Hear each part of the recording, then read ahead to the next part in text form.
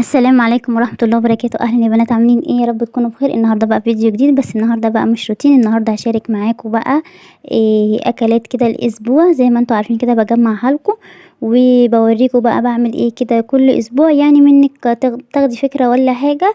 لو انت يعني محتارة تعملي غدا ايه وكده تاخدي فكرة. اول اكلة بقى معانا عملت ايه؟ عملت محشي كرنب وفلفل، وكمان بقى حمرت جنبه الفراخ وعملت جنبه ملوخية ولسان عصفور. المحشي عندنا لازم يتعمل جنبه لسان عصفور، دي اساسي، وكمان الملوخية. ونحمر بقى جنبه الفراخ وكده.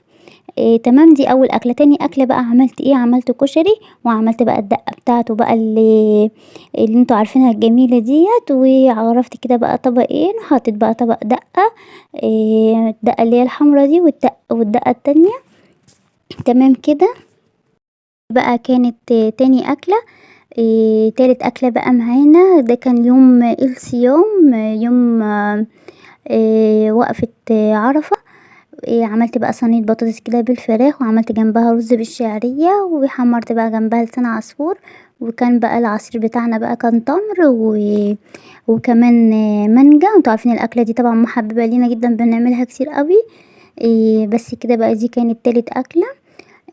رابع اكلة بقى معانا عملت ايه؟ كان يوم من ايام العيد كده، عملت بيتزا. طبعا انتوا عارفين البيتزا دي برضو الناس كتير قوي بتحبها، وبنجيبها من بره، بتبقى مكلفة و... وغالية يعني على الفاضي، متبقاش ليها طعم قوي برضو زي بتاعة البيت. بصوا بقى انا بعملها ازاي. بجيب كيلو دقيق، يعني أنا دايما اعمل كيلو بيطلع معايا الاربعة زي ما انتوا شايفين كده. بجيب كيلو دقيق، وعليه كيس خميرة، وعليه كيس اللي هو اللبن نيدو دوت، وكمان كده رشة ملح كده ورشة سكر صغيرين، ونص كوباية زيت. وتمام بقى على كده، وتتعجن وتحطيها بقى ايه تخمر كده تكوني مشغلة الفرن كده، وبعدين تقفليه وتحطي بقى الخميرة سوري العجينة كده في البوتاجاز تخمر. وبعد كده بقى تبدي تشكليها بقى زي ما انت عايزة. انا بتطلع معايا الكيلو بيطلع معايا 4 زي ما انتوا شايفين، الاربع ثواني دول على طول بيطلعوا معايا.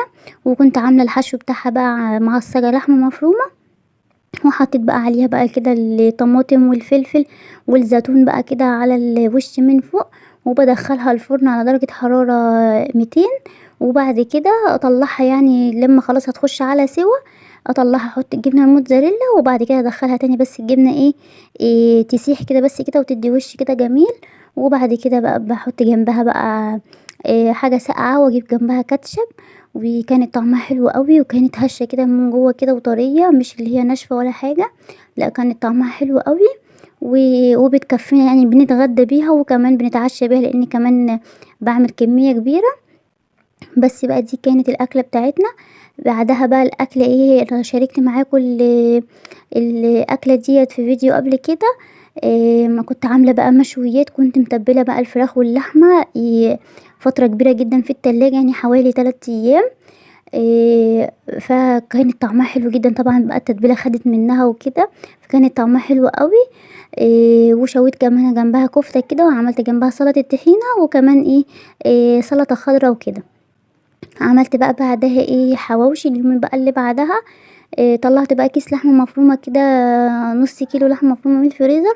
وكنت جايبه بقى عيش صابح من الفرن. وعملت بقى كده الحواوشي، وعملت كمان برضو سلطة طحينة وسلطة خضراء.